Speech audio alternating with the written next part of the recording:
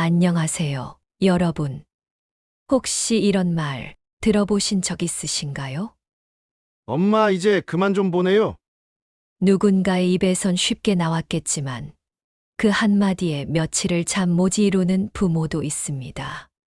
오늘 영상에서는 결혼한 자녀와의 관계에서 왜 사랑이 부담이 되는지, 부모로서 우리가 어디서부터 멈추고 무엇을 다시 시작해야 하는지 함께 차분히 이야기 나눠보겠습니다.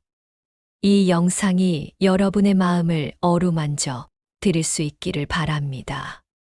시작하기에 앞서 영상이 마음에 드신다면 구독과 좋아요, 알림 설정으로 따뜻한 응원을 부탁드립니다. 당신의 클릭 하나가 저에게는 큰 힘이 됩니다. 저는 얼마 전 김치통 뚜껑을 덮다 말고 식탁에 주저앉아 한참을 멍하니 있었습니다. 아들의 말 한마디가 가슴에 깊게 박혔기 때문입니다. 엄마, 이제 그만 보내요. 그날 이후로 반찬통은 다시 꺼내지 않았습니다. 그동안 내가 했던 모든 정성이 그 한 문장으로 허무하게 사라진 듯한 기분이었습니다. 사실 나는 도와준 거였습니다. 일하느라 바쁜 아들, 아이 키우느라 정신없는 며느리에게 반찬 한 가지라도 냉장고에 있으면 덜 힘들지 않을까 하는 마음. 그건 그저 사랑이었습니다. 젊은 시절, 나도 그랬습니다. 매울고 설거지 쌓이고 밥은 대충 때우던 시절. 누군가 반찬 한 통만 챙겨줬어도 눈물 날 만큼 고마웠을 거예요. 그래서 시작했습니다. 멸치볶음, 김치, 달걀찜, 기름기 뺀 돼지고기 장조림까지. 매주 정성껏 싸서 보냈습니다. 어느덧 그것이 제 일상이 되었고 저의 존재 이유처럼 느껴졌습니다. 그리고 그걸 사랑이라고 믿었죠. 하지만 돌아온 건 고맙다는 말이 아니라 그만 싸요였습니다. 그 한마디에 모든 게 멈췄습니다. 나는 분명 도와준 거였는데 왜 그것이 그토록 불편했던 걸까요? 며칠 동안 잠도 제대로 오지 않았습니다.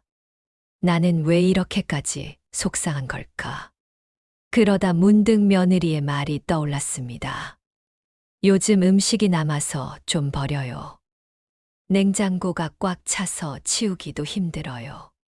애가 입이 짧아서 잘 안 먹어요. 그제야 보이기 시작했습니다. 내가 보낸 반찬은 그들에게 도움이 아니라 처리해야 하는 일거리였다는 걸요. 한두 번은 고맙지만 그게 반복되면 감사의 마음은 의무감으로, 그리고 결국 부담감으로 바뀌게 됩니다.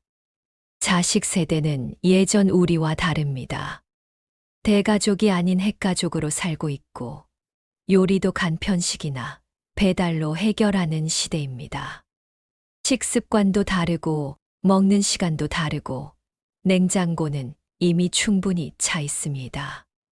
나는 정성껏 보냈지만 그 정성이 남겨지고 썩기 시작하면 그건 마음이 아니라 짐이 됩니다.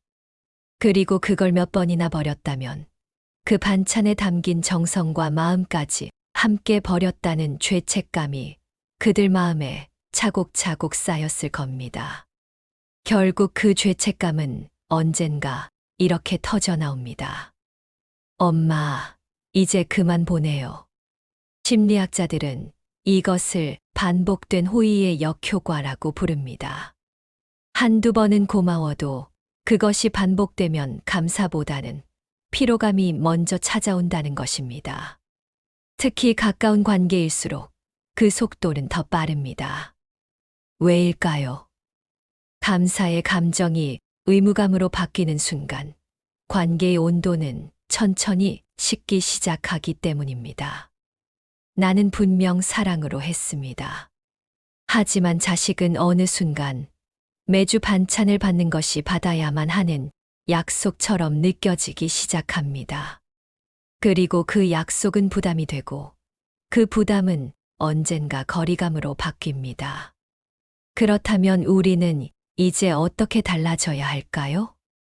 사랑을 멈추라는 뜻이 아닙니다. 그 사랑을 어떻게 표현할 것인가? 그 방식이 달라져야 한다는 겁니다.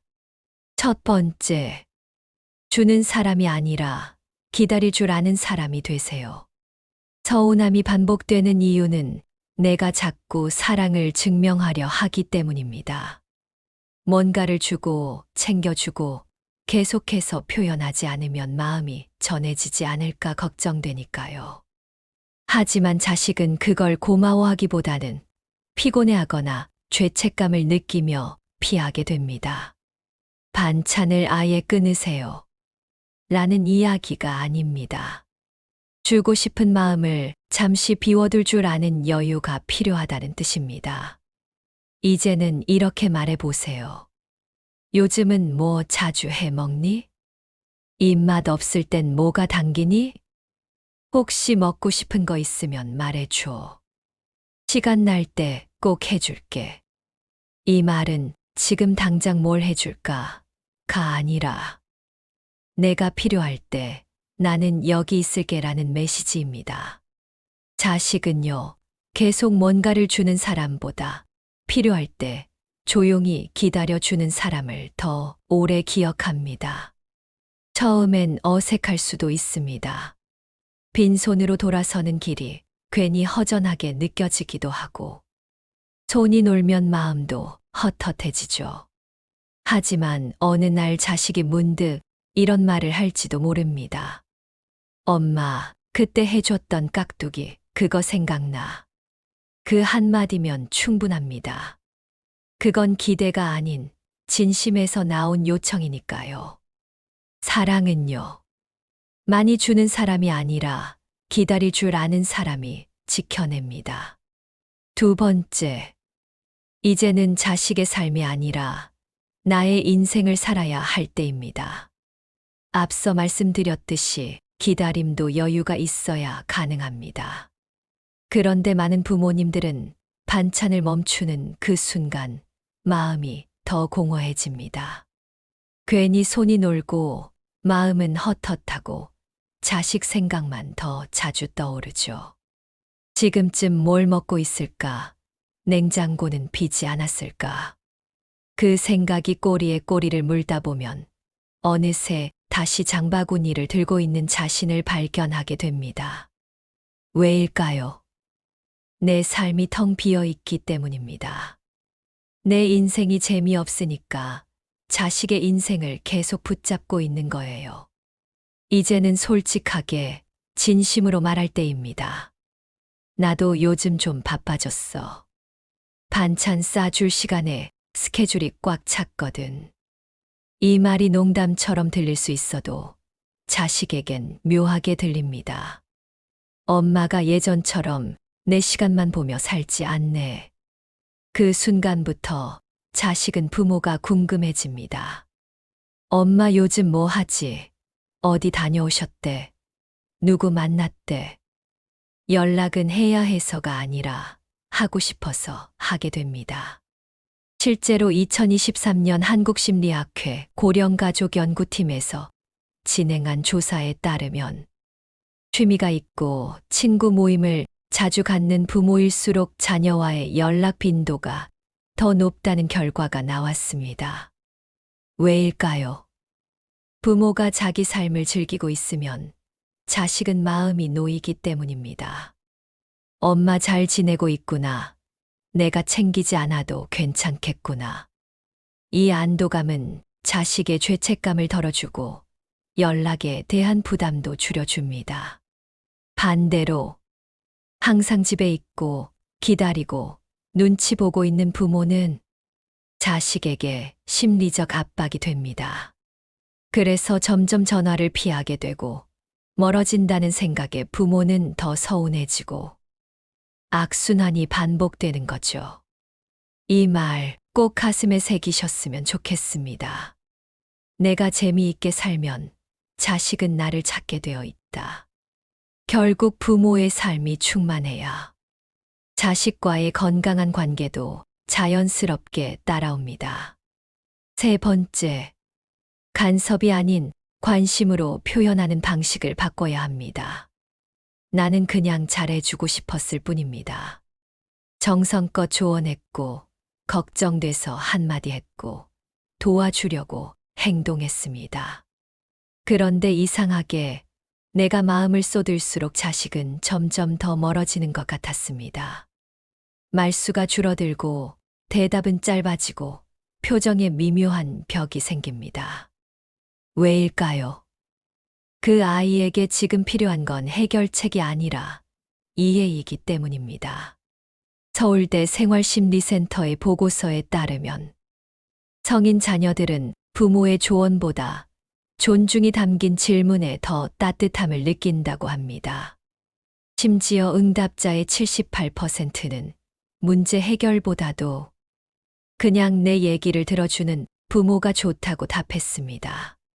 결혼한 자녀에게 지금 필요한 부모는 뭔가를 알려주는 사람이 아니라 그냥 내 편이 되어주는 사람입니다. 그러니까 이제는 그걸 왜 그렇게 했니가 아니라 그랬구나. 너도 참 애썼다. 나는 몰랐네. 더 말해줘. 이런 말이 간섭이 아닌 존중으로 들립니다. 심리학자 버지니아 사티어는 이렇게 말했습니다. 우리는 타인을 바꿀 수 없다. 하지만 우리가 그를 바라보는 방식을 바꾸면 그와의 관계는 달라진다. 내가 어떻게 바라보느냐, 어떤 말로 표현하느냐에 따라 부모와 자식 사이의 거리는 전혀 다른 방향으로 흘러갑니다. 조언은 잠시 멈추고 그저 들어주는 것부터 시작해 보세요. 그 말 한마디가 평생을 가는 관계의 온도가 됩니다. 네 번째, 감정을 말로 표현할 줄 아는 부모가 되어야 합니다. 결혼하기 전 아들은 하루라도 연락이 없으면 엄마 뭐해? 하고 전화하던 아이였습니다. 퇴근길엔 들러 밥도 먹고 아무 말 없이도 웃으며 앉아 있던 시간이 있었습니다. 하지만 결혼하고 나서는 달라졌습니다. 연락은 줄고 얼굴 보기도 점점 어려워졌습니다. 처음엔 이해했습니다. 신혼이니까 그렇겠지. 애도 낳았으니 정신 없겠지. 스스로 다독였습니다. 하지만 그 말 속에는 말하지 못한 서운함이 함께 있었죠. 그걸 꾹 참고 있으니 마음속에 조용한 구멍이 생기더군요. 내가 이제는 부르면 안 되는 사람이 된 걸까? 그 생각은 자꾸만 쌓였습니다. 하지만 어느 날 용기 내어 말해보았습니다. 요즘 연락이 뜸하네. 바쁜 건 알지만 사실은 조금 서운하더라. 내가 결혼하고 나서 엄마가 많이 그리웠거든. 그 말을 들은 아들은 잠시 조용하더니 이렇게 말했습니다. 엄마, 사실 전화하려고 하다가도 괜히 또 서운하게 할까봐 뭐라고 해야 할지 몰랐어요. 그 순간 알았습니다. 내가 감정을 말했기 때문에 서로의 마음이 다시 닿을 수 있었다는 걸요. 여기서 중요한 건 감정을 표현하라는 것이 화를 내거나 감정을 쏟아내라는 뜻은 아니라는 것입니다. 상대에게 상처를 주는 말이 아니라 내 마음의 상처를 조용히 보여주는 표현이 필요합니다. 심리학자 브랜드인 리 교수팀의 연구에 따르면 감정을 말로 표현하는 부모일수록 자식은 그 부모를 부담스러운 존재가 아니라 이해하고 싶은 존재로 느낀다고 합니다. 서울대 심리학과 연구에서도 밝혀졌습니다. 감정을 억누르는 부모보다 솔직하게 털어놓는 부모와의 관계가 훨씬 오래 간다는 사실. 심리학자 브레네 브라운은 말했습니다. 진짜 용기는 감정을 있는 그대로 꺼내놓는 데서 시작된다. 부모도 사람입니다. 감정이 있고 외로움이 있고 사랑받고 싶은 마음도 있습니다. 그걸 말한다고 작아지는 게 아닙니다. 오히려 그걸 꺼낼 수 있는 사람이 진짜 어른입니다. 한마디면 됩니다. 그땐 조금 서운했어. 엄마가 그 말 듣고 마음이 좀 아팠어. 그 한마디가 자식과의 거리를 다시 한 걸음 좁혀줍니다. 5번째, 부모도 사과할 줄 아는 사람이 되어야 합니다. 부모는 자식에게 미안하다는 말을 참 하기 어렵습니다. 그땐 어쩔 수 없었어. 다 너 잘 되라고 한 거야. 부모가 자식한테 뭘 사과하니? 하지만 결혼한 자식은 이제 한 사람의 독립된 인격체입니다. 그리고 대부분의 갈등은 큰 잘못 때문이 아니라 작은 서운함 하나를 인정하지 않아서 생깁니다. 그 자리에서 기분 나빴다면 미안해. 그 말 한마디가 몇 년을 이어온 거리감도 순식간에 녹여낼 수 있습니다. 하버드 의대 가족치료센터 연구에 따르면 사과를 받은 자녀일수록 부모를 더 존중하고 갈등을 감정적으로 넘기지 않게 된다고 합니다. 사과는 지는 게 아니라 관계를 더 단단하게 만드는 가장 지혜로운 방법입니다. 6번째, 가까워지려 할수록 멀어진다는 걸 기억하세요. 결혼한 자식은 이제 또 다른 가정을 이루고 있습니다. 그들의 방식, 그들의 문화, 그들의 시간이 있습니다. 그 안에 우리가 예전처럼 자연스럽게 들어가려고 하면 도움도 간섭처럼 느껴질 수 있습니다. 친구가 되고 싶어도 며느리와 사위는 친구가 아닙니다. 관계에는 분명한 경계가 필요합니다. 잘 지키는 관계가 오히려 더 오래 갑니다. 미국의 가족치료사 바버라 프레드릭스는 말했습니다. 부모가 자식의 삶을 바꾸려 하지 않을 때 진짜 친밀함이 시작된다. 우리도 그렇게 바뀔 수 있습니다. 내 방식이 아니어도 괜찮다는 마음 하나만 있어도 서로의 거리는 훨씬 더 따뜻해집니다. 이제 우리는 질문을 바꿔야 합니다. 어떻게 도와줄까 애써. 나는 내 인생을 어떻게 채울까로. 결혼한 자식과의 건강한 관계는 내 삶이 충만할 때 비로소 시작됩니다. 그리고 그 시작은 아주 작고 따뜻한 취미 하나에서부터 가능합니다. 오늘 이야기 여러분의 마음에 작은 울림이 되었나요? 당신이 더 행복해질수록 자식은 가장 큰 안심을 합니다. 지금부터라도 나를 위한 하루, 나를 위한 선택을 시작해 보세요. 절대 늦지 않았습니다. 오늘 영상이 도움이 되셨다면 구독과 좋아요, 알림 설정으로 응원해 주세요. 당신의 소중한 클릭 하나가 저에게 큰 힘이 됩니다. 그리고 당신의 경험과 생각을 댓글로 나눠주세요. 그 이야기가 누군가에게 큰 위로가 될지도 모릅니다. 지금까지 시청해 주셔서 감사합니다. 여러분의 삶에 따뜻한 햇살이 가득하기를 진심으로 바랍니다.